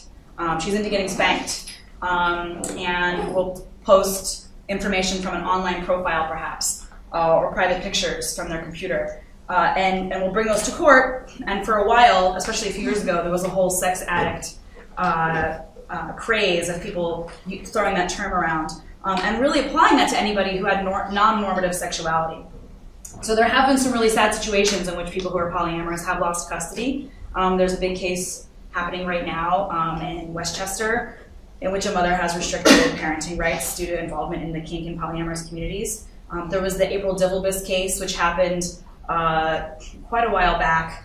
90s? 2003. 2003, okay. And so 2003, she had done an MTV show in which April Divelbus talked about her polyamorous relationship with two men. She wasn't an ideal poly poster child, and she ended up losing custody to grandparents who saw it and intervened. And so this has brought a lot of fear for people. People come to me with much more fear about losing custody of their kids than is actual reality. I don't know if people have heard of Dan Savage, but I talk about legal issues and polyamory on his podcast. And so coming out next week, there'll be one talking about polyamory and child custody. And the caller who called in had so much fear that because she and her husband had tried an open relationship, that he was going to use that against her in court. And for one thing, most sane people don't go to court against each other in divorces. They settle things outside of mediation. There's lots of other ways to deal with this. But I think that we have an internalized shame and fear that if somebody finds out about us, everything's going to fall apart. And so I think oftentimes this can really be mitigated. And what I do is I try to create a separation for a judge and for maybe a court attorney who's evaluating the family between a parent having a non-normative sexuality and a parent having non-normative parenting judgment, right? So that we try to prevent a slippery slope from, you don't share values like me around sexuality, and try to prevent that slippery slope into, you don't share values around me about children, so maybe you're going to be sexual in front of children. And so I try to really refocus back to the drama of the allegations onto actual parenting judgment, that this is something the child's not exposed to, that people are prioritizing their child. And generally that works fairly well. And a parent who's making those kinds of accusations is often not putting their child first by trying to humiliate and harass their child's parent and prevent their child from having a relationship with that parent. And so I tend to refocus, and I've had a lot of fun asking this parent, what's your child's favorite color? What's their pediatrician's name? What's their teacher's name? Who's their best friend?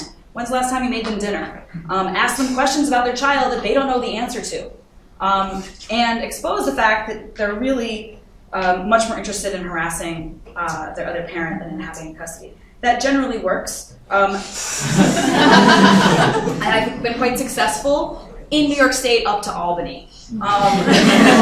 And nationwide with that kind of strategy in more progressive places. But it is a really scary thing that in child custody cases, our standard is the best interest of the child, decided by one judge.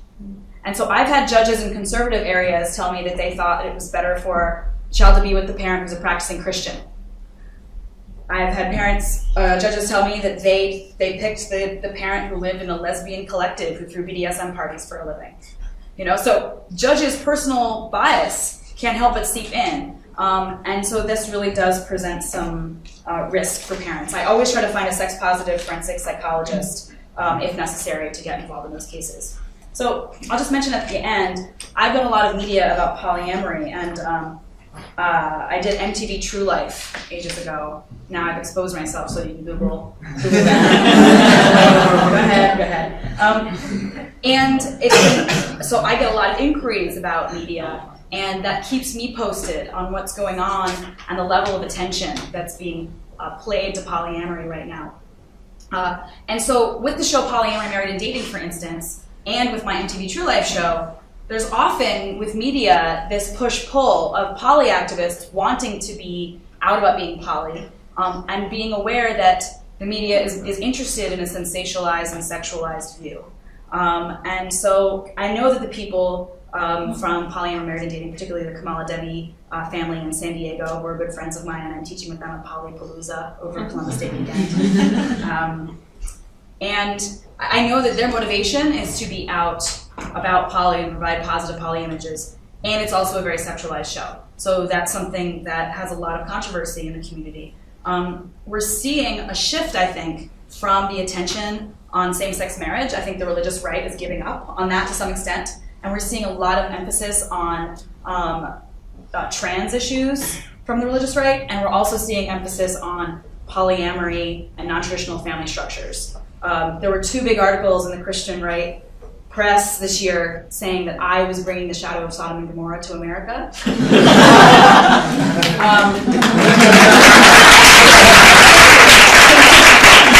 I was really impressed. My assistant was like, "This is a really bad one. I don't know if you want to read it." And I was like, "Okay, I'll read it." But then it was like an Onion article written by supporters of me. It was like, along with Jon Stewart and Rachel Maddow and Joe Biden, she's like persuading sons of people. Great. In all seriousness, I get fan mail from prison. I get hate mail. I get death threats to my family. The polyamory issue has just, I've been out for 7 years, but we're seeing this massive level of interest, media inquiries, and so right now is a time when the poly community is feeling things kind of get a little bit out of control in terms of, as this is becoming a larger issue, how will it be presented to the world? So I thank all of you for being interested and hearing this, and I hope you'll all be part of the conversation as it moves forward.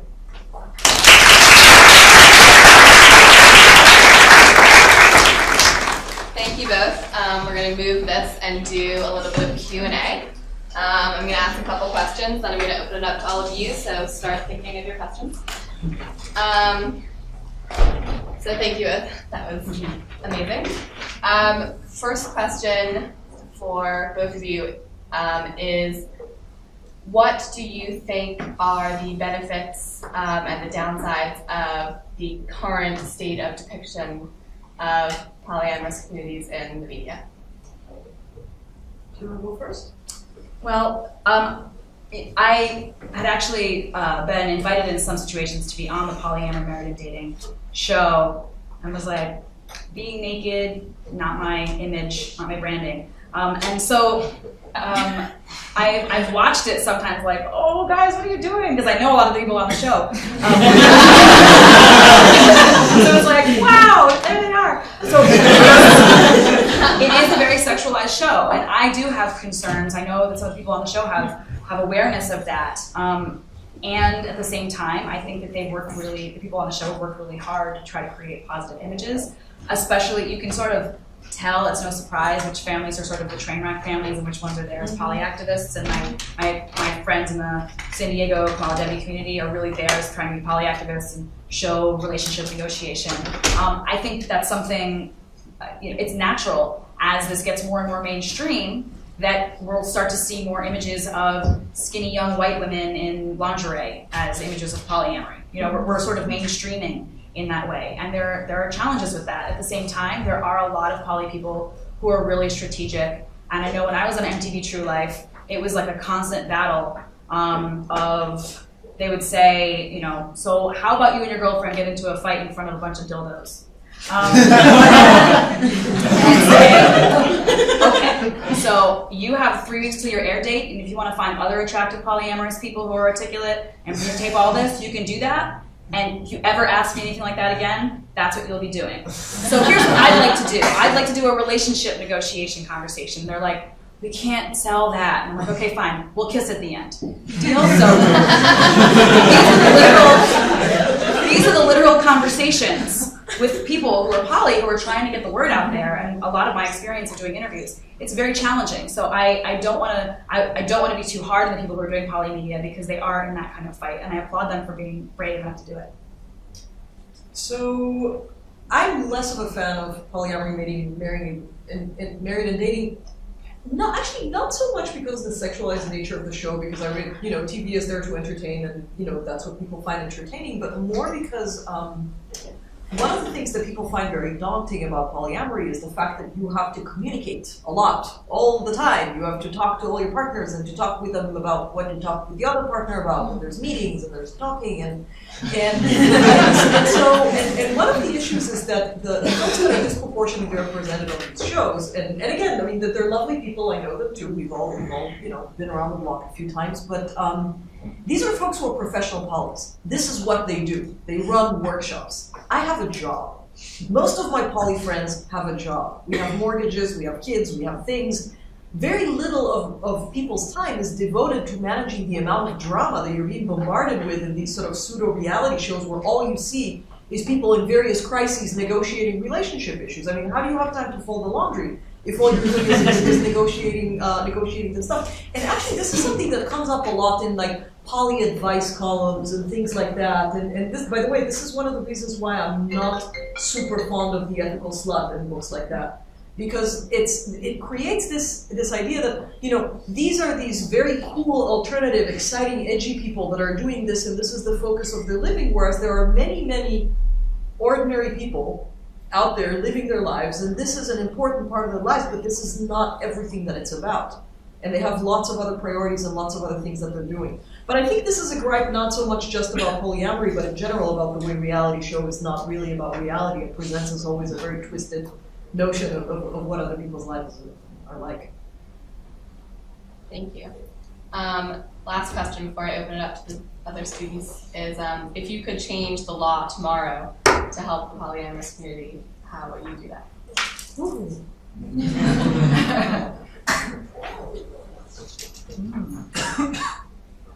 I am really excited about domestic partnership options. I'm really excited about the way that they've been used creatively in some ways that even have felt like accidents. So local areas that didn't have same-sex marriage would say, okay, this city in California is going to have a domestic partnership statute, or this city in Colorado has a domestic partnership statute.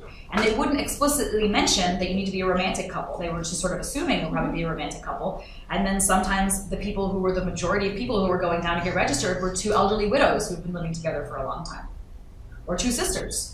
And we're seeing more situations like the Golden Girls, like if the Golden Girls all wanted to share a health insurance plan, right? So I think that has opened up a lot of creativity, and as I said, I think it's powerful for people to have options. I would like to see our sexual relationships no longer being policed by the government to determine whether or not we get health benefits and immigration. I'd like for us to be able to go get married in whatever temple, church, Wiccan hut, whatever you want to do, go get married in a religious way, and let's have civil relationships, domestic partnerships. If you're 2 sisters, if it's you and your uncle, if you want to share finances and share a family unit, go for it. And if you want to do that with 2 or 3 people or 4 people, I think that shouldn't be something that's any of the government's business.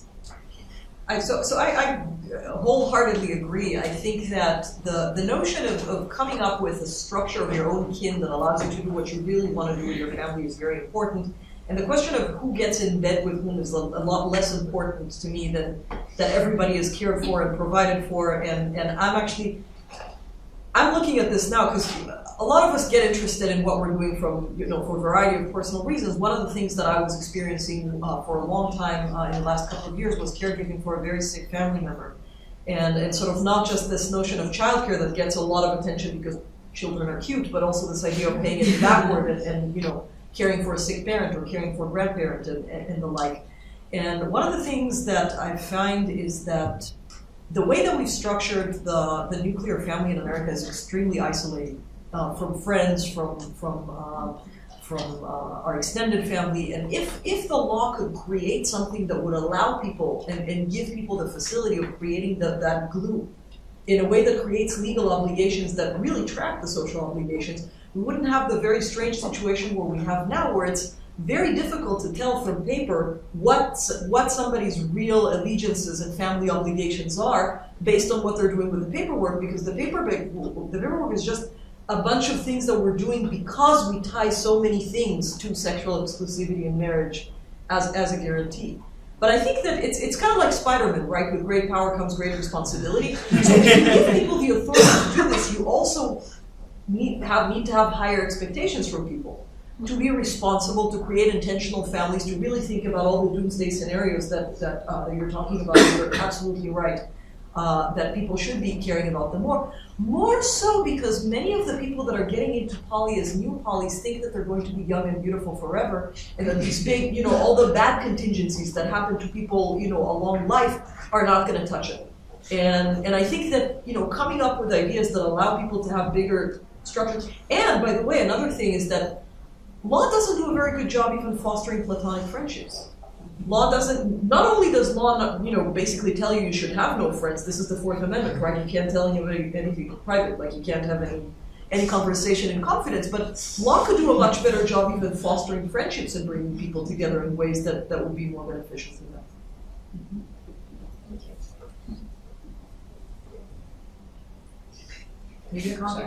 I was wondering, it was briefly mentioned, but have either of you seen much about like zoning issues with?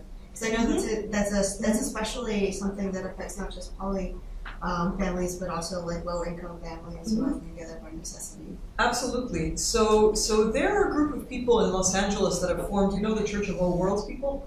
No, I don't. So there's a group in LA who are sort of inspired by the Robert Heinlein book. They formed kind of like a chapter of the church that's in the sci-fi book called the Church of All Worlds.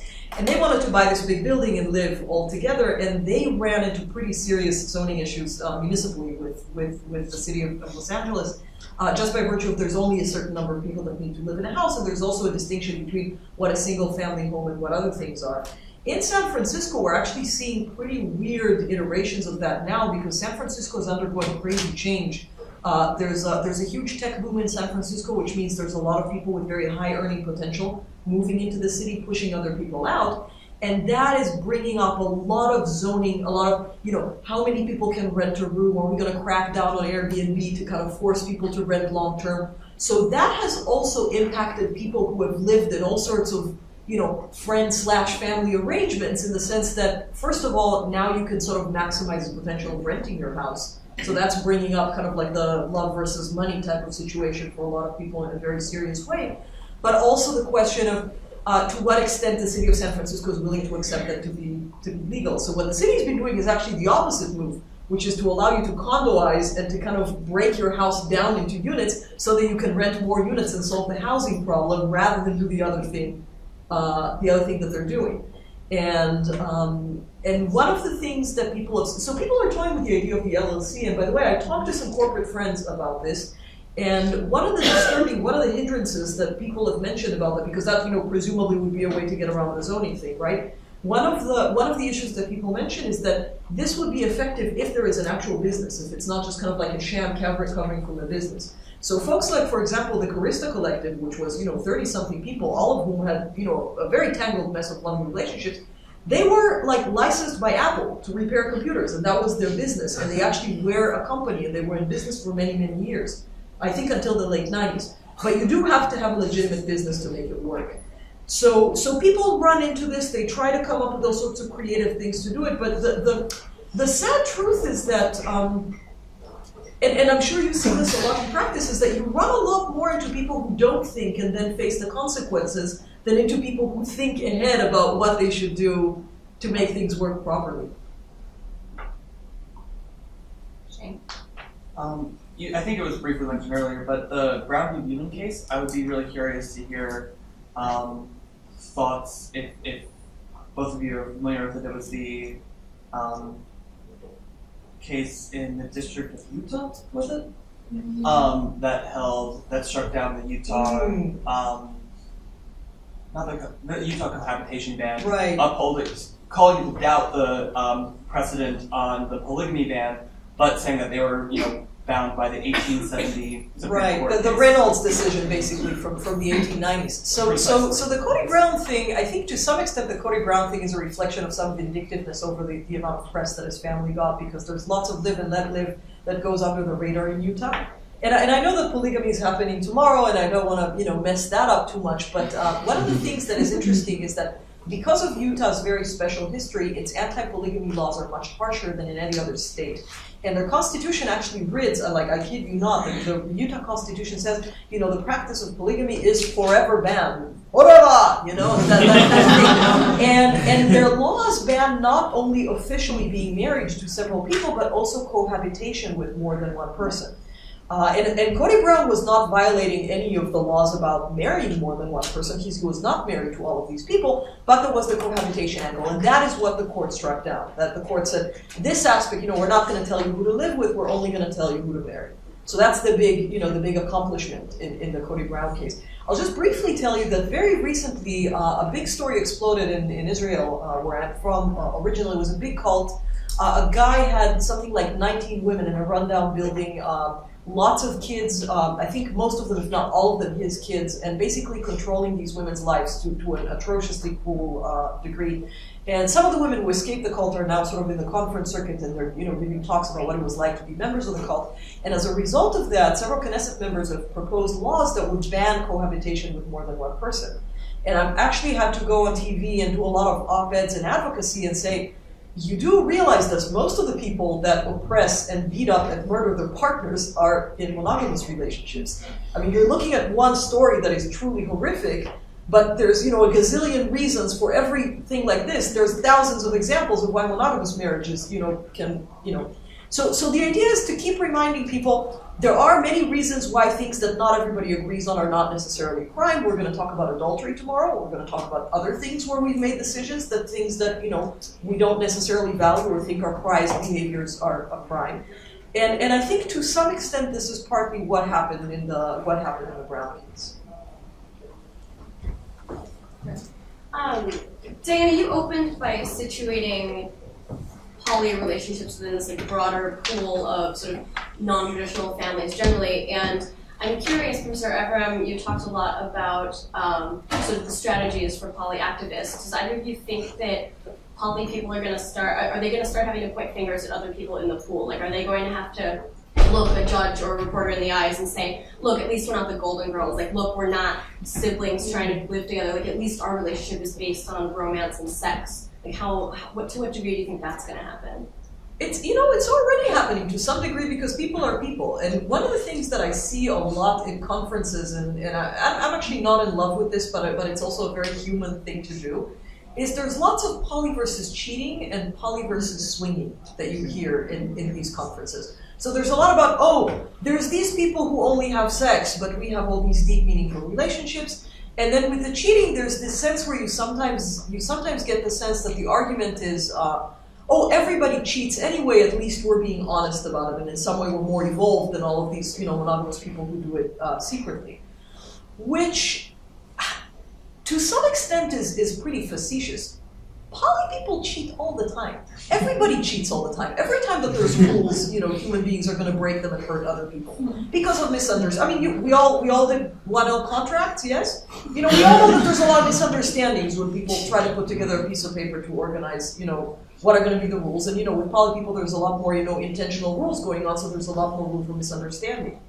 So you see a lot of this kind of, at least I am not like XYZ, and it's just, this is the way social movements work. I mean, this is one of the things that Gwen and I are doing in this new piece is we're beginning to realize that this, I think, naive idea of social movements that we're going to succeed and then we're going to pave the way for all these other people to achieve greatness, it just doesn't work that way. People are so afraid, and fighting against the grain is such a it's such a difficult experience that you're sort of worrying about yourself and you're not really worrying about who's going to come after you.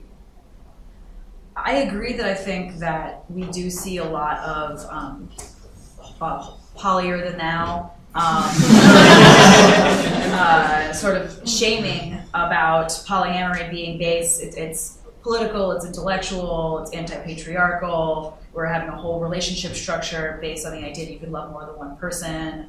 And swinging is people going to sex parties who are mostly Republicans and heteronormative, except that women can be bisexual, right? Mm-hmm. So there's a lot of negativity there in between those communities, and then there's a lot of hostility. And sometimes, and it's also difficult as we get more and more mainstream media. I'm often in the position of needing to explain polyamory in 2 sentences, and so then people will criticize me and say, well, I don't believe that you need to have rules of relationship, and sort of give me a 20-minute exposition on patriarchal love. And I'm like, that's great. I had 1 line to explain this, and so I said, you can make your own rules of relationship. And, we have to simplify in some ways when we're doing media messaging. We have to differentiate ourselves, and I think also then there is awareness of PR. In a similar way, I laughed about people in the same-sex marriage movement making themselves more mainstreamed. At the same time, I was in the New York Times style section with my partner in button-downs, like, here's 2 Ivy League people who with professorships and, preppy clothes from J. Crew, and they're polyamorous, and, so I'm part of that mainstreaming of that poly image, and I think to a certain extent that's unavoidable, and I think I hope that we can continue having conversations about it within the community, so that we don't do what I call pass the pervert. I've heard that, like in the same-sex, the LGBTQ same-sex marriage movement, it's sort of like, oh, but we're not like those poly people. Mm-hmm. And then I've heard poly people like, oh, but we're not like those kinky people. And then I've heard kinky people saying, but like non-monogamy is gross. Like, what are we doing here? And so I hope that we can, as marginalized as poly people are, I hope that we can find a way to be united with other people who are consensually non-monogamous or alternative sexualities. One more question? Thank you both so much. This was very enlightening and useful. So I guess my question is to do with the rental stuff that you guys are talking about on the passive pervert and community shaming. How do you guys think about the role that, like, and I don't want you to talk too much about tomorrow, but I guess, like, how do you think about the role of polygamy versus polyamory? Like, do you make common cause with polygamists? Like, how do we talk about this? Like, do we differentiate on the basis that this is feminist, that this is, not, or, and, are we going to replicate that kind of Reynolds thing of like, well, that's an Orientalist, Asiatic, form of relationship, and we have like some kind of dyad or triad or unity, and how do we think about what's going on there? Do you guys talk to those folks, or are you all kind of doing your own thing? I was involved in an interesting case in Canada, the 257 provision. I don't know if you've been hearing about that. And I unfortunately I don't remember what happened at the very end of it, but I remember the issue was that basically there was this very old provision in Canadian law about not being able to cohabit in something like cohabit in a marital type relationship with more than one person. Conjugal union. Thank you. So you can't have a conjugal union with more than one person. Basically, you can't be cohabitating with more than one person. And this was being brought up against, it was a very small polygamous group. And then all of these polyamorous people intervened in this case when these polygamous people were being persecuted, and we're like, wait a minute, there's a lot more people than just this minority polygamist community. Maybe there's more polyamorous people who are being affected by this, or people who are just in consensual cohabitation agreements.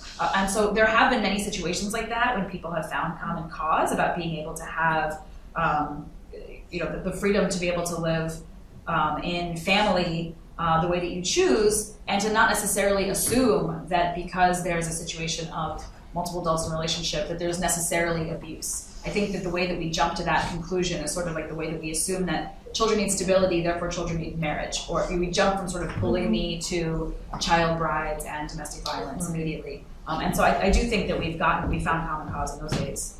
So when I did the field interviews in 2005, polygamy came up pretty frequently, especially in the Mormon context. And these are the days, I think, either before Big Love. Yeah, this is before Big Love broke to the big screen. And what I got was a pretty interesting panoply of reactions from people. I think the less thoughtful people would sort of give you this cookie cutter notion of, oh, there's a huge difference. These people are patriarchal. There's, it's a very anti-feminist notion. It's also always a man with many women. It never goes, both ways. It's not, it's replicating, things that we're trying to destroy, et cetera, et cetera. But when you talk to people who are a little bit more reflective, and these tended up to be the older people in my sample, they would say things like, I've watched documentaries about, polygamous families, and I can find a lot of commonality with this idea of, let's not be possessive and jealous. Let's think about ways in which we can share, in which we can cooperate. I find a lot of logic in a lot of the ways that the households are run. So people are finding common threads despite the different politics. For me personally, everything about any community of this sort that is being maligned for any purpose comes down to two words: consenting adults. If there's consenting adults, I'm fine with whatever people choose to do.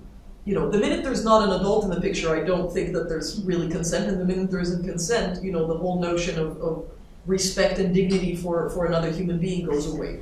And I think that the risk that you run is exactly what you're saying, that if you start kind of, snubbing your nose at people whose politics and religion you don't like, you're going to find yourself pretty lonely pretty quickly. I tend to think about it as like people who are poly are sort of at the furthest left and people who are polygamous at the furthest right, and we tend to sort of circle around and find ourselves next to each other and be like, this is kind of weird, but we actually have some things in common. Thank you all so much for coming. Just to do a couple plugs, tomorrow we have Adultery in the Law with Professor Kosman and Diana Adams again, and that is at 12 in this building in B10. Then in Pound, for the rest of the day, we have Gender Litigation in Latin America with Professor Morales Cruz and Professor Tyler Giannini from HLS. We have Asexuality in the Law at 3 with Professor Emmons and Professor Cohen. And we have Polygamy in the Law with Professor Davis and Professor Noah Ben Asher from 4 to 5. So please come to all of those, and please join me in thanking once again our wonderful speakers.